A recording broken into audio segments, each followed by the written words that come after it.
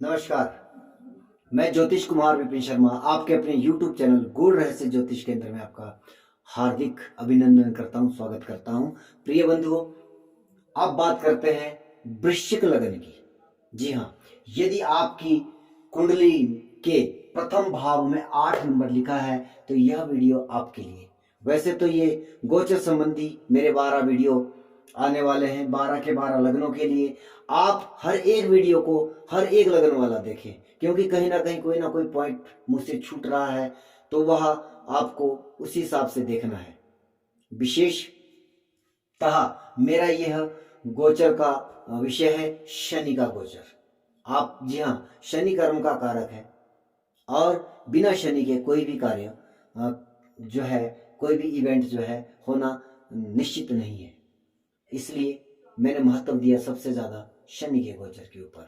और आपको अपनी कुंडली को लेकर के मेरी इस गोचर वाली वीडियो को देखना होगा, तब तक आपके ये समझ में नहीं आएगा और ना ही आपके ऊपर ये जो है फलादेश लागू हो पाएगा। आपने मेरे YouTube चैनल को सब्सक्राइब किया, शेयर किया, लाइक किया और उसमें कमेंट छोड़े, उसके लिए आप सभी को हार्दिक धन्यवाद, बहुत बहुत धन्यवाद। मेरा अप्रैल माह से पहले पहले जो है अगले गोचर जो होने जा रहे हैं या नव संवत्सर से मैं पूरे वर्ष के लिए वीडियो बनाऊंगा। आप तब तक मेरे इस YouTube चैनल को इतना ऊपर लेकर के आए जहां पर कि मैं इसे पहुंचाना चाहता हूं। प्रिय बंधुओं, प्रारंभ करते हैं। वृश्चिक लगन मंगल प्रधान राशि है। जी हाँ, यह लगन भी काफी ज्यादा पिछले 1.5-2 वर्षों से पीड़ित रहा है। उसका कारण लगन से जो है मुक्ति के कारक केतु। जी हाँ, मुक्ति के कारक, डिटैचमेंट के कारक। और केतु जो है वह बहुत आध्यात्मिक ग्रह है, तो ये ध्यान आदि के भी कारक है। लेकिन आज के समय में या हम गृहस्थ जीवन के लिए केतु का कुछ नकारात्मक परिणाम हम लोग समझते हैं। और लगन में जब ऐसे केतु देव आ जाते हैं तो निश्चित तौर पर रोग आदि की समस्याएं अवश्य देते हैं। या तो आपको अध्यात्म से जुड़ना होता है या फिर आपको कोई ना कोई परेशानियां इस समय में रह सकती है, इसमें भी कोई संदेह नहीं है। सप्तम भाव से राहु का गोचर, जी हाँ, वैवाहिक व्यवस्थाओं में भी कुछ ना कुछ परेशानियां इस समय में आपकी चल रही होगी। अप्रैल माह के बाद कुछ परिस्थितियां बदलने की आसार हैं, आप तब तक इंतजार करें। देवगुरु बृहस्पति आपके चतुर्थ भाव से गोचर कर रहे हैं। जी हाँ, कुछ ना कुछ राहत की बात हम यहाँ कह सकते हैं। परंतु चतुर्थ भाव में भी बृहस्पति जो है क्या है कि वह मोक्ष त्रिकोण को जो है एक्टिवेट करते हैं। जी हाँ, अध्यात्म के लिए ये स्थितियां बहुत अच्छी है। जल तत्व की राशि है, भावुक राशि है।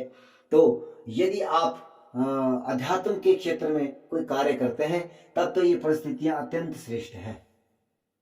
अन्य जीवन दिनचर्या के लिए यह परिस्थितियां जो है कुछ नेगेटिव इशारा कर रही है, नकारात्मक इशारा कर रही है। आपके तृतीय भाव से शनिदेव का गोचर चल रहा है। यह तृतीयेश और चतुर्थेश दोनों है। इस समय में आपकी शनिदेव तीसरे भाव से गोचर कर रहे हैं, तो यहाँ पर जो है ये काम त्रिकोण से भी इसका गोचर हो रहा है। तो इससे भी ये संकेत मिलता है कि आपके वैवाहिक जीवन में कुछ ना कुछ प्रॉब्लम तो है, समस्याएं तो है, संभालिएगा। और अप्रैल माह के बाद ये परिस्थितियां बदलने वाली है। आइए बात करते हैं प्रथम बिंदु की।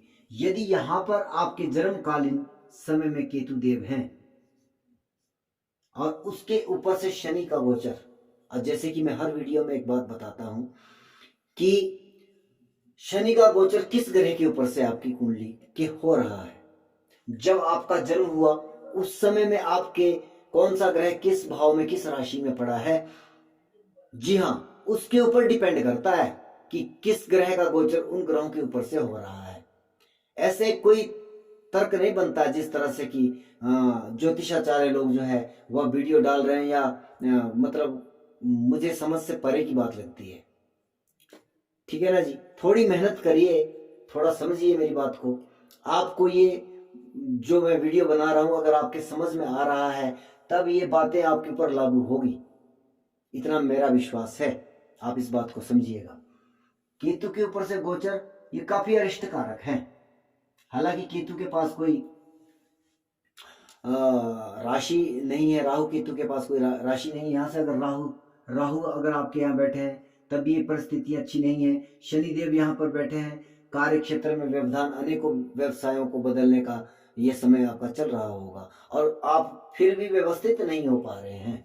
ऐसी परिस्थितियां इन 3 ग्रहों में से किसी एक ग्रह के बैठने से आपके साथ हो रही होगी।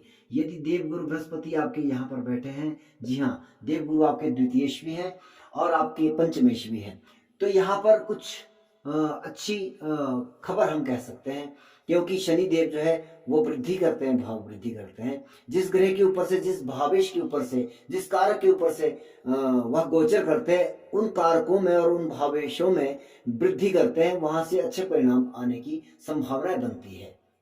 अब आप सोच रहे होंगे कि राहु केतु को मैंने नेगेटिव क्यों कहा, क्योंकि वह किसी भी भाव के भावेश नहीं होते, कारक होते हैं। केतु अटैचमेंट डिटेचमेंट का कारक है, मुक्ति का कारक है, और राहु जो है माया का कारक है, वो अटैचमेंट है, वो लगाव है।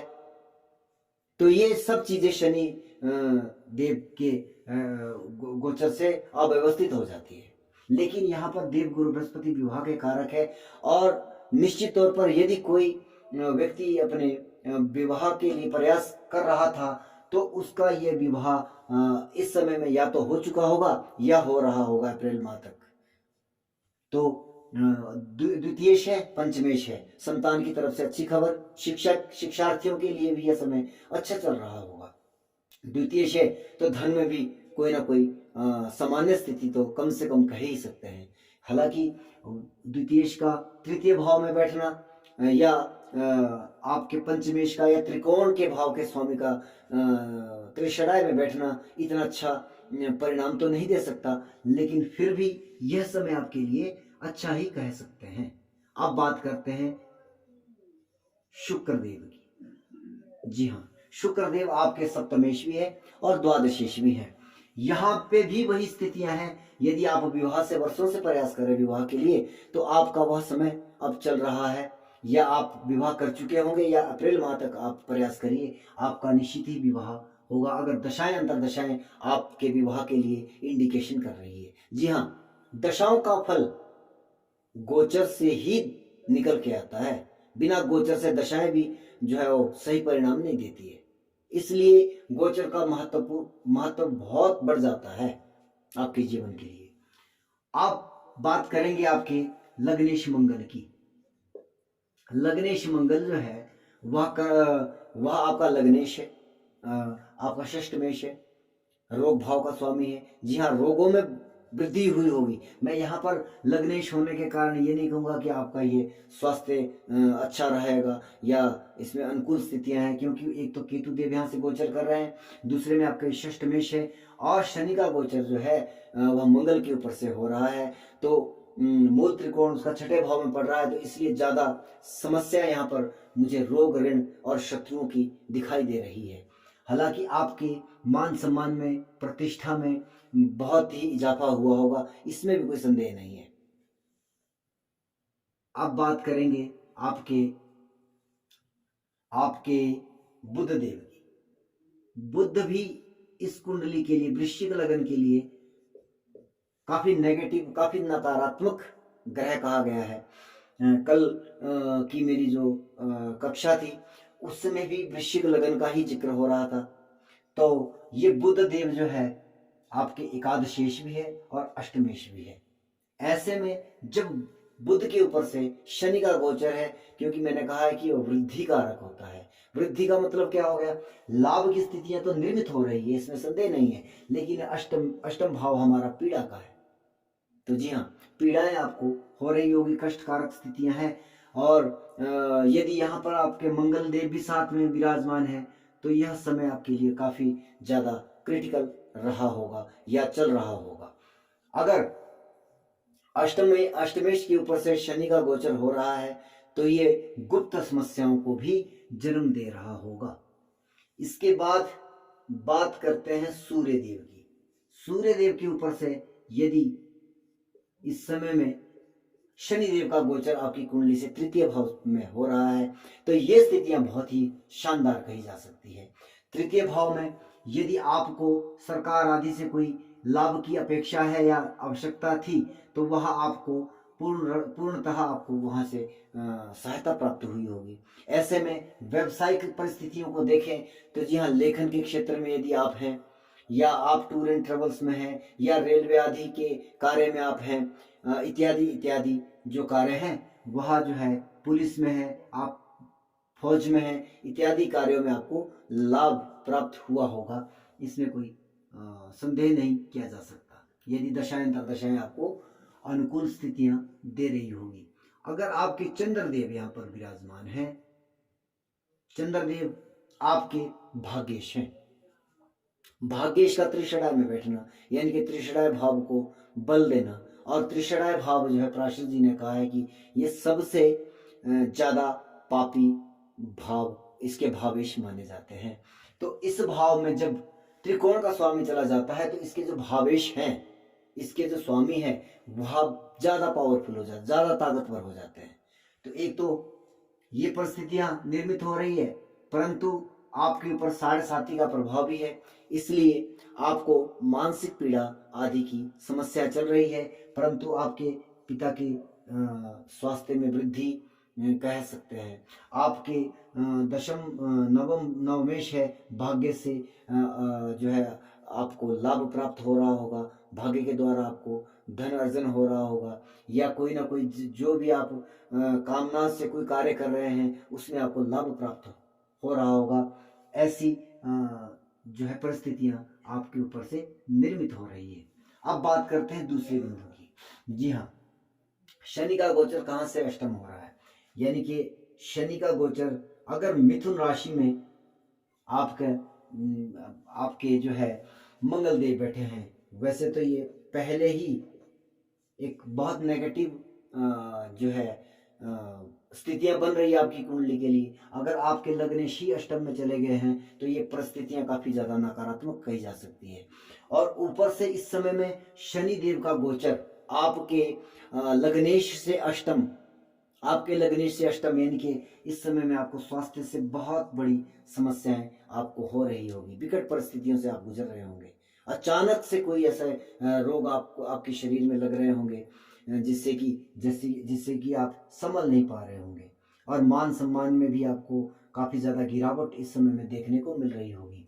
बात करते हैं आपके द्वितीय देवगुरु बृहस्पति की। यदि देवगुरु बृहस्पति आपके मिथुन राशि में अष्टम भाव में विराजमान है तो यह परिस्थितियां काफी ज्यादा गंभीर रही होगी। धन के मामले में आपको काफी ज्यादा इस समय धन हानि के संकेत मिल रहे हैं शनि के इस गोचर से। पंचमेश है तो संतान आदि या शिक्षार्थी है तो वहां से भी आपको कोई ना कोई नेगेटिव प्रभाव आपको शिक्षा जगत के लिए आपको मिल रहा होगा। अब बात करते हैं आपके शनिदेव की। शनिदेव के लिए मैं वही बात कहूंगा, आपके कर्मेश है, शनिदेव आपके चतुर्थेश हैं, आपके तृतीयेश है, और वह जो है उसके ऊपर से उससे अष्टम में शनि का गोचर हो रहा है। चतुर्थ भाव के वह अधिपति हैं, तो माता के स्वास्थ्य के लिए, सुखों में हानि, इन सब चीजों के लिए हम नकारात्मक विचार कर सकते हैं। आपकी अप्रैल माह तक ये परिस्थितियां निर्मित हो रही है। कर्मेश कार्य क्षेत्र में भी आपको अनेकों प्रकार के नुकसान देखने को मिल रहे होंगे। अब बात करेंगे इसके बाद शुक्रदेव की। शुक्रदेव यदि आपके यहाँ बैठे हैं, द्वादशेश भी है, सप्तमेश भी है। जी हाँ, सप्तमेश है तो वैवाहिक क्षेत्र में आपको वैवाहिक जीवन में आपको अनेकों परेशानियों के साथ गुजरना पड़ रहा है, और यदि आपका कोई व्यापार बिजनेस आदि जो है उसमें भी आपको काफी ज्यादा गिरावट या नुकसान आपको देखने को मिल रहे होंगे। और उसमें अगर विदेशों से है चाहे स्वदेश से है, व्यापारिक क्षेत्र में आपको काफी ज्यादा नुकसान देखने को मिल रहे हैं। ये परिस्थितियां यहाँ पर निर्मित हो रही है। बात करते हैं सूर्यदेव की। सूर्यदेव यदि दशमेश आपके यहाँ पर बैठे हैं तो यह परिस्थितियाँ आपके लिए काफ़ी ज़्यादा नकारात्मक है।